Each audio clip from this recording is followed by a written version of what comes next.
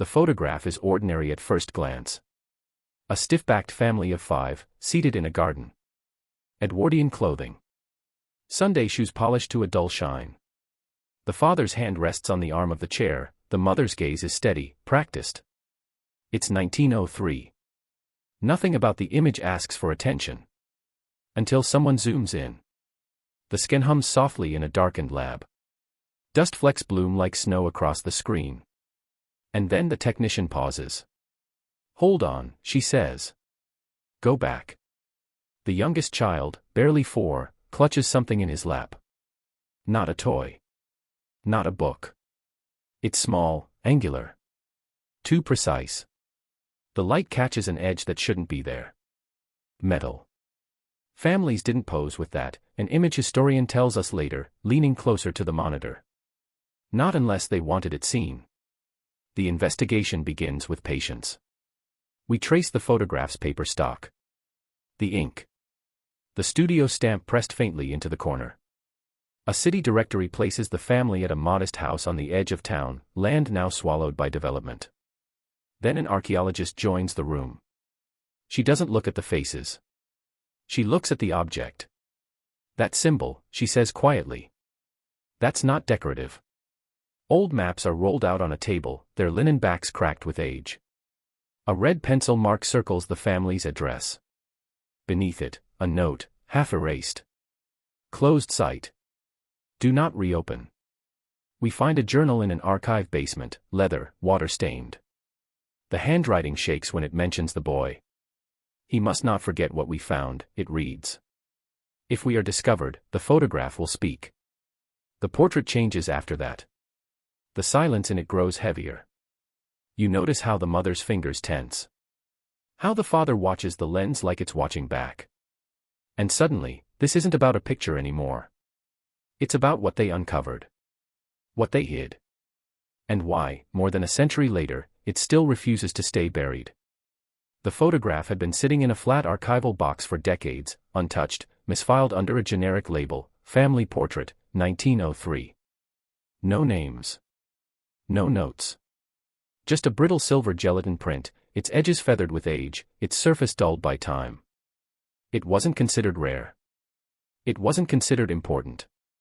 It was scheduled for digitization for one reason only, routine preservation. The room where it happens is quiet, climate-controlled, humming faintly with the sound of scanners and servers. White gloves. Soft light. The technician places the photograph face down, aligning it carefully, as the machine begins its slow sweep. A bright bar of light passes beneath the image, revealing textures invisible to the naked eye, paper fibers, chemical stains, the ghost of a fingerprint pressed there more than a century ago. At first, nothing stands out. On the screen, the family appears exactly as expected, a father seated upright, shoulders squared, a mother beside him, expression unreadable, 3 children arranged carefully in front, their feet not quite touching the ground. The background is a painted studio garden, fake ivy, artificial stone. It's the kind of image historians see thousands of times. Then the technician zooms in. Not out of suspicion. Out of habit. Digital magnification sharpens the image inch by inch, pixel by pixel. The folds of fabric become landscapes. Buttons turn into small, reflective discs. And then the cursor pauses over the youngest child. His hands are folded neatly in his lap, fingers curled around something partially obscured by shadow. The technician leans closer. She zooms again. What emerges isn't soft or rounded like a toy. It's rigid. Angular. The light reflects off it differently than it does off skin or cloth. There's a straight edge. A corner too sharp to be accidental. Too deliberate to be ignored. "Wait," she says, almost to herself. The room feels suddenly smaller. Another zoom. Contrast adjusted. Shadows lifted. The object becomes clearer, and more unsettling. It appears metallic. Possibly engraved. And most disturbing of all, it looks intentionally placed, centered in the frame as if meant to survive time, even when faces fade. Early 20th century family portraits were carefully controlled performances. Children were coached not to move. Props were chosen deliberately. Nothing entered the frame by accident. So why is a 4-year-old boy holding something that doesn't belong to childhood, or to 1903 domestic life at all? The image is flagged. Metadata updated. A note added to the file, unidentified object visible upon magnification. It's a small administrative act. Barely worth mentioning. But this is the moment everything changes. Because once the photograph is seen this way, once that detail is noticed, it can never return to being ordinary again. And what began as a preservation task quietly transforms into the first step of an investigation that will reach far beyond the frame, into buried ground, forgotten records, and the lives of people who never expected to be found. Once the photograph is flagged, it stops being just an image. It becomes evidence. The file circulates quietly at first, emailed between archivists, then forwarded to a small group of visual historians who specialize in early photographic anomalies. Each of them studies the same detail, the object in the child's hands. They don't look at faces. They don't speculate about emotion. They measure angles. They compare reflections. They isolate edges. A forensic image analyst loads the scan into specialized software, stripping away the background layer by layer. The false garden fades. Fabric becomes flat geometry. What remains is the object, dark, symmetrical, unmistakably manufactured. It's not a toy, he says, replaying the zoom. And it's not jewelry. He overlays the object against a reference library of early 1900s household items. Keys. Locket clasps. Paperweights. Nothing matches. The proportions are wrong. The finish is wrong. The way the light breaks across its surface suggests a material not commonly used outside industrial or specialized contexts at the time. Another expert joins the call, a historian of civilian life at the turn of the century. She listens, then shakes her head slowly. Families didn't photograph children with tools, she says. Not unless those tools represented status or duty. And even then, not like this. The object isn't displayed proudly. It's held carefully. Almost protectively. The boy's fingers curl around it as if he's been told not to drop it. Not to lose it. The analyst rotates the image and isolates a faint marking along one edge. A symbol, barely visible, almost lost in the grain. It isn't decorative. It's functional. That mark, the historian says, leaning closer to the screen, looks like a registration stamp. The room goes quiet. Registration stamps in 1903 were not used for personal possessions. They were used for controlled items, equipment catalogued, tracked, issued. Objects meant to be accounted for. The implication lands heavily. If the stamp is authentic, then the object wasn't meant to be in private hands. And it certainly wasn't meant to be placed in a family portrait. One expert raises an uncomfortable question. What if the photograph isn't just a record, he says, but a message? The framing suddenly feels intentional. The boy is centered. The object sits just below the heart. The photographer has adjusted the lighting to avoid glare, something only done when a detail matters. This wasn't accidental inclusion. This was documentation. By the end of the session, the experts agree on one thing: whatever the child is holding does not belong in a civilian family setting in 1903. Its presence violates social norms, photographic conventions, and historical expectation. And that means the mystery is no longer about what the object is. It's about why it was placed there, hidden in plain sight, waiting for someone, more than a century later, to finally look closely enough. With the object confirmed as something that doesn't belong, the investigation shifts away from the photograph itself and toward the people inside it. Names are still missing, but the studio stamp, barely legible in the lower right corner, offers a starting point. A photography studio, long defunct. A city. A year. An archival researcher pulls municipal directories from 1903, their pages yellowed, their spines cracking as they're opened. Street by street, name by name, the search narrows until a single household matches the studio's client log for that month. A family of 5. 3 children. 1 address. The house no longer exists. Satellite imagery shows a commercial block where the residence once stood. Asphalt. Concrete. Nothing left of the garden backdrop from the portrait. But when historical maps are layered over the modern grid, something unsettling appears. The address sits directly on the edge of a shaded zone marked on an early 20th century survey map. The ink is faded, the label vague, but unmistakable. Restricted ground. An urban archaeologist is brought in. She traces the map with her finger, then leans back slowly. "This isn't zoning," she says. "This is exclusion." Further digging reveals a second map, this one stored in a university archive and never digitized. It shows the same area, but with handwritten notes in the margins. Depth measurements. Dates. And a line scratched through a word that's been aggressively erased. Excavation, the archaeologist says, reading what's left. Official records from the city mention nothing. No permits. No public dig. But in a ledger from the Department of Works, there's a brief entry from 1899, project halted. Materials secured. Site sealed. Secured from whom? The family's address appears again, this time in a tax document noting unusual compensation for temporary displacement. No explanation. No follow-up. Just a payment, then silence. The implication is impossible to ignore. The family didn't just live near something important. They were placed there, or remained there, after something was discovered. A historian specializing in early municipal secrecy studies the documents and exhales slowly. At the turn of the century, he says, there were discoveries that governments didn't yet have language for. No protocols. No laws. So they buried the problem instead. Literally. The portrait re-enters the frame of the investigation, now heavy with context. The object in the child's hands. The careful posing. The decision to record this family at this specific moment. This wasn't just a photograph taken at home.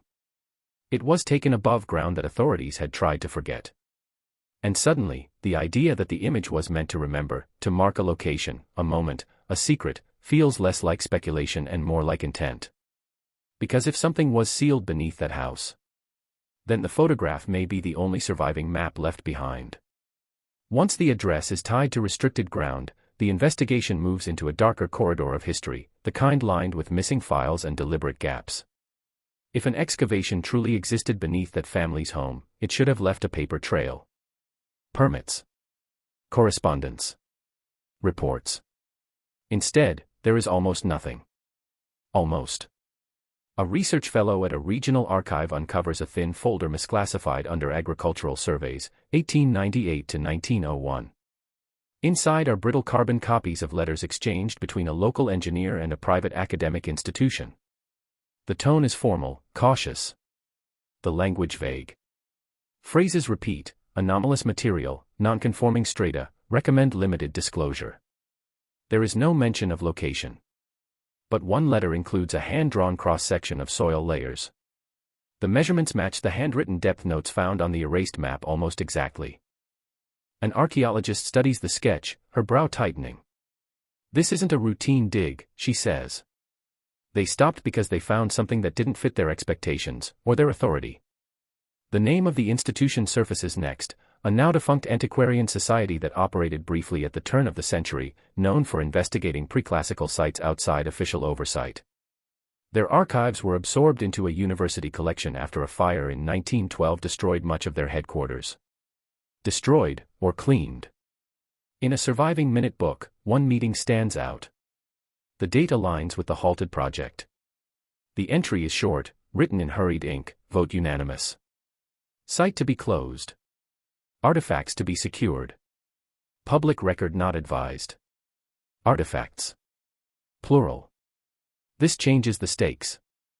The object in the photograph suddenly feels less symbolic and more literal, a fragment of something pulled from the ground and quietly removed from circulation.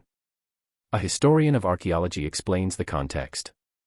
At that time, archaeology was still half science, half treasure hunting. If a find challenged accepted timelines, or ownership, it could simply disappear. The question becomes, where did the artifacts go? A shipping ledger provides a partial answer. One crate, unmarked, is transferred not to a museum but to a private address, the same street as the family's home. The date is just weeks before the portrait is taken. The room goes silent as the connection lands. The family wasn't merely living above a sealed site. They were custodians of something extracted from it. And the excavation didn't vanish because it failed. It vanished because it succeeded too well. The photograph now reads differently. The child's grip on the object no longer looks incidental. It looks instructed. The parents' expressions seem restrained, burdened. This isn't a celebration of family life, it's a record of responsibility. Something was unearthed. Something was removed. And rather than being locked away in an institution, it was placed into the care of ordinary people, perhaps because secrecy demanded normalcy. The excavation vanished from history. But its most important artifact may have been hiding in plain sight all along, held carefully in a child's hands, preserved by a photograph that refused to explain itself. The breakthrough doesn't come from an official archive. It comes from a box. Cardboard. Soft with age. Tucked onto the highest shelf of a private collection belonging to a distant relative, someone cataloging family belongings after a house sale, unsure what any of it means. Inside, receipts, pressed flowers, a broken fountain pen. And beneath them, a small leather-bound notebook, its spine cracked, its clasp rusted shut. The handwriting inside is careful, disciplined. Not personal. Not poetic. It reads like a record meant to survive scrutiny. The first entries describe work near the turn of the century, measurements, dates, soil conditions. Then the tone shifts. Words become shorter. Sentences tighten. We were told to stop, one entry reads. Not because the ground failed, but because it spoke too clearly. The journal belongs to the father in the photograph. He writes about men arriving unannounced. About instructions delivered verbally, never on paper. About being compensated for silence. And then, the object. One piece was not taken, he notes. Small enough to conceal. Too dangerous to return. Too important to destroy. Several pages later, a line appears that sends a chill through every historian who reads it. We agreed it must be remembered, but not explained.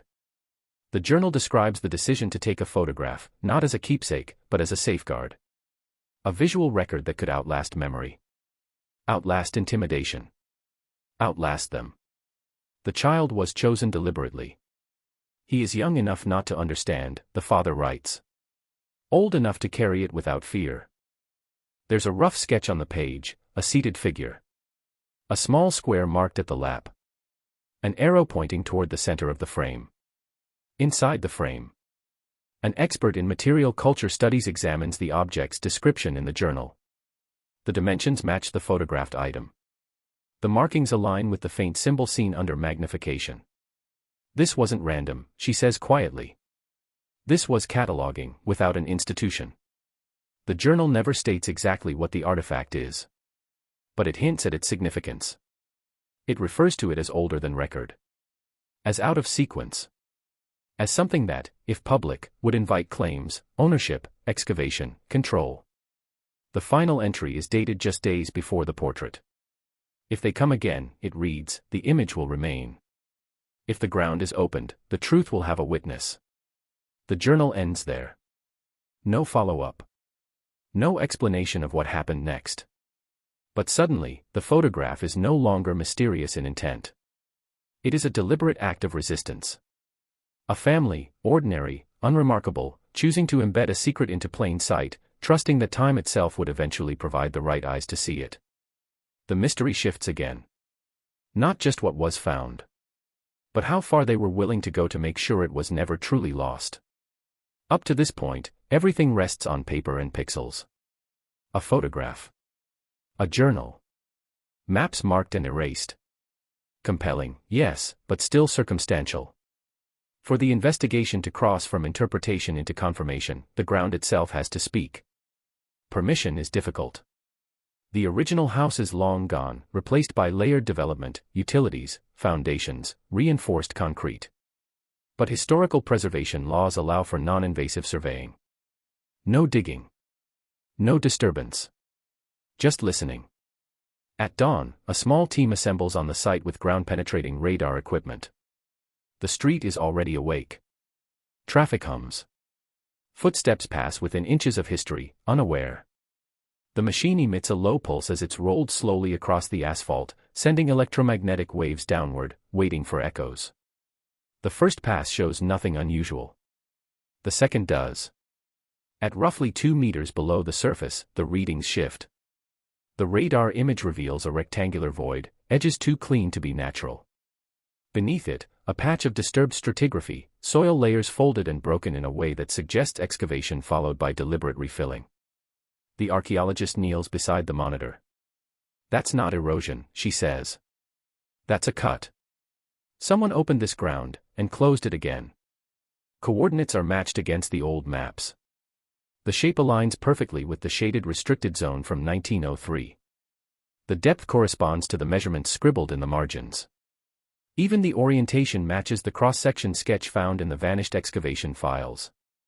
Too many coincidences. A second scan reveals something else, a dense anomaly within the void. Not metal piping. Not debris. Something compact. Deliberately placed. The team goes silent. Without excavation, they can't retrieve it. But they don't need to.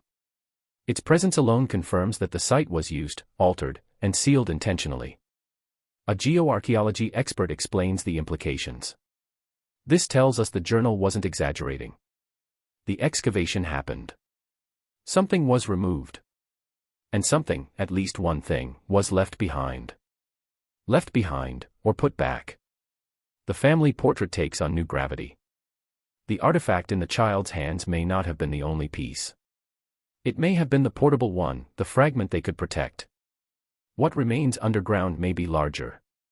Or more dangerous. Or simply impossible to move unnoticed. City records show no modern construction disturbances at that depth. Whatever lies below has been undisturbed for more than a century. The site is flagged for protection. New layers of bureaucracy descend, ironically mirroring the secrecy of the past. Reports are written. Language is cautious. Terms like potential historical significance and further review required replace the older phrases, secured and not advised. But the ground has already answered the most important question. The story wasn't invented. The photograph didn't lie. The journal didn't dramatize. Something happened here. And for the first time since 1903, the silence beneath that street has been broken, not by a shovel, but by proof. The mystery narrows. What remains is no longer whether the family was guarding a secret, but what it will mean if the rest of it is ever brought back into the light. The final step in the investigation doesn't take place in an archive, a lab, or on a city street. It happens in a living room. The descendants are found through census records and marriage registries, names branching outward from the family in the photograph. Some have heard fragments of stories passed down like half-remembered warnings. Others have heard nothing at all. They sit together as the image is projected onto a wall. The same stiff-backed family. The same careful hands. The same object, now unmistakable. One descendant breaks the silence. "My grandmother used to say," she begins, then stops. "She used to say some things aren't meant to be owned. Only watched." The journal is read aloud. Slowly. Respectfully. Each line lands heavier than the last. The choice their ancestors made becomes clear, not to reveal, not to exploit, but to delay. To trust that the future would be better equipped to understand. An ethicist is brought into the conversation. What they did, he explains, was create a moral time capsule. They refused profit. They refused attention. And they accepted the burden instead. The descendants wrestle with what comes next. The ground has confirmed the site. The artifact in the photograph may still exist in private hands, or may have been lost, hidden, or destroyed. Whatever remains below the surface is now documented, protected, and vulnerable. There's a difference between discovery and responsibility, a descendant says quietly. They chose responsibility. The photograph, once inert, becomes an inheritance. Not of land or wealth, but of choice. A historian reflects on the broader impact. History often celebrates those who uncover, she says. But rarely those who decide not to. The family portrait is no longer just evidence of a mystery. It's evidence of restraint. Of people who understood that knowledge without context can do harm, and that sometimes, preservation means withholding. The camera lingers on the child's face. What once looked like innocence now reads as trust. He didn't know what he was holding. He didn't need to. He was part of a promise he would never be asked to explain. The descendants agree on one thing: no excavation, at least not yet. The site remains sealed. The photograph and journal are donated to a public archive, their story documented, accessible, and incomplete by design. Because the final revelation isn't about what lies underground. It's about the quiet courage to let the future decide. And in that way, the family from 1903 finally speaks, not through the artifact they hid, but through the restraint they left behind, asking a question that echoes forward in time. Just because something can be uncovered, does that mean it should be?